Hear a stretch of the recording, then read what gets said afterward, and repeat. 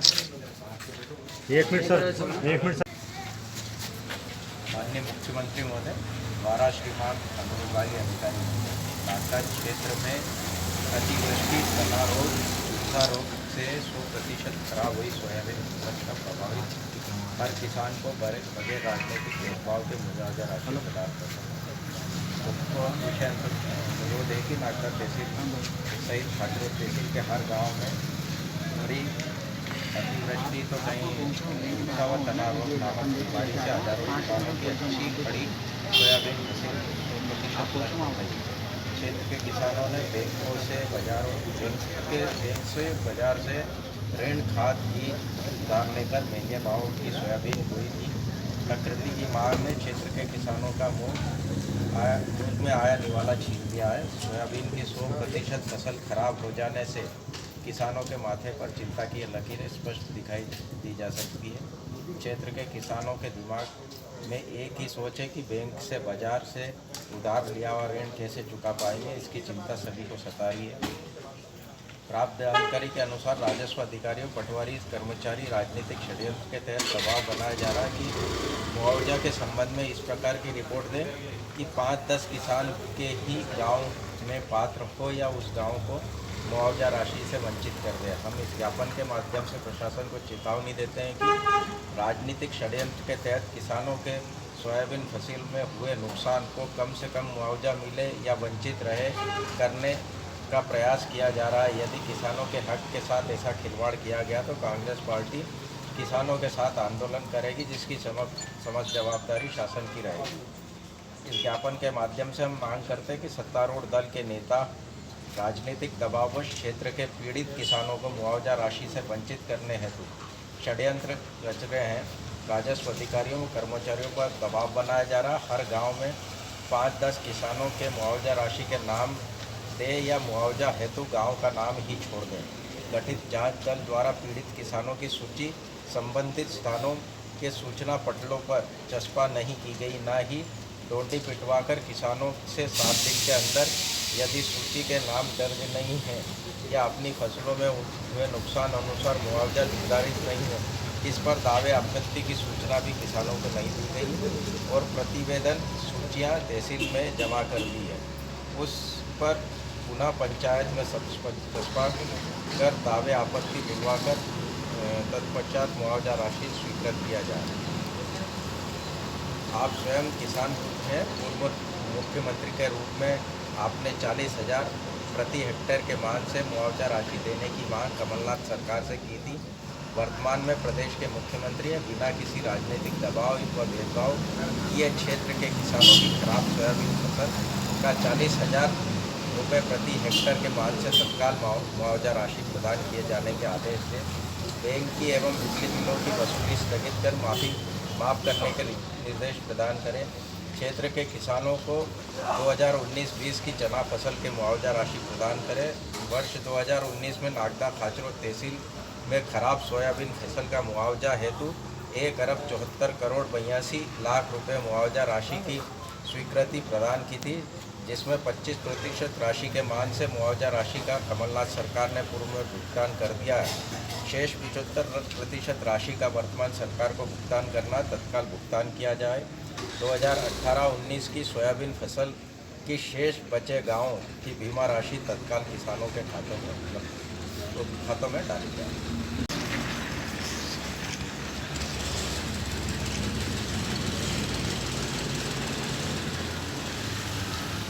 अतिवर्षा और डूब से जो 24 गांवों की फसलें की जानकारी हमको आई थी, उनके प्रकरण तैयार किए जा रहे हैं और सभी गांवों में फसल कटाई प्रयोग और कीटेक की सर्वे कृषि अधिकारियों के साथ में किया जा रहा है। उनकी भी जब रिपोर्ट प्राप्त होगी कार्रवाई की जाएगी। धन्यवाद।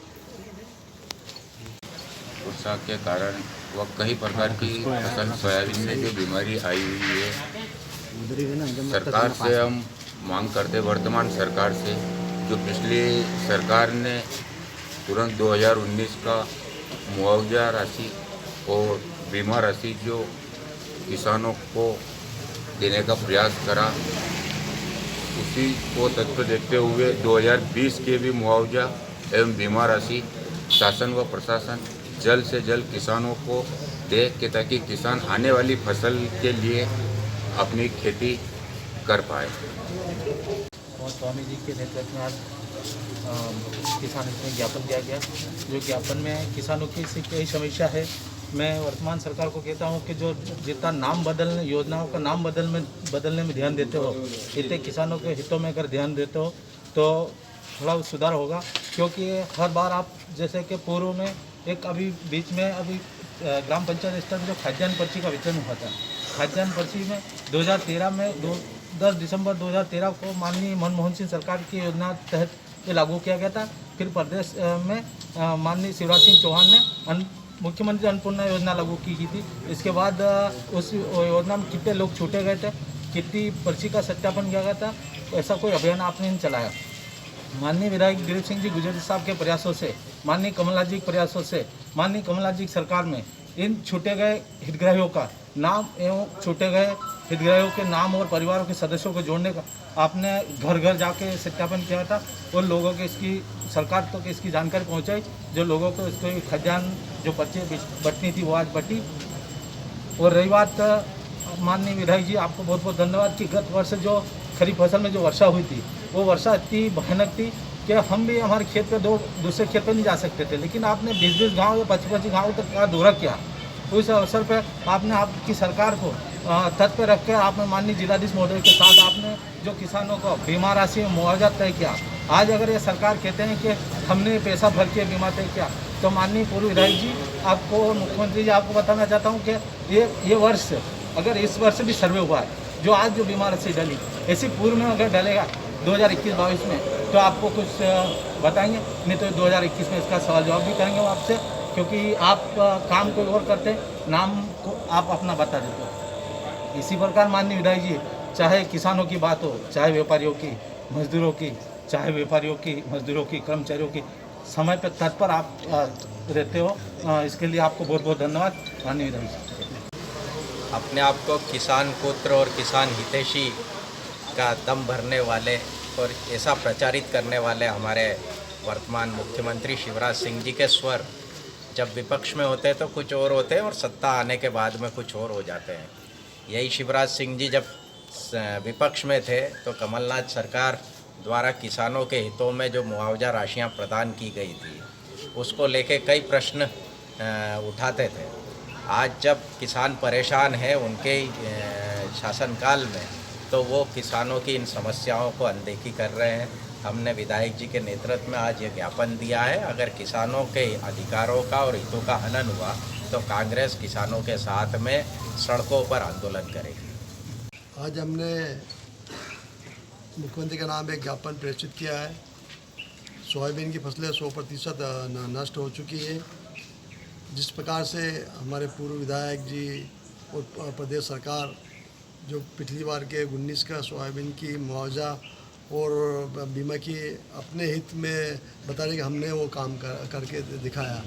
मेरा उनसे अनुरोध है कि नहीं, उससे ज़्यादा राशि मुआवजा राशि इस वर्ष भी स्वीकृत करें और बीमा राशि भी दिलाएं, तो हमको लगेगा बोले आपकी सरकार ने भी कुछ काम करा है।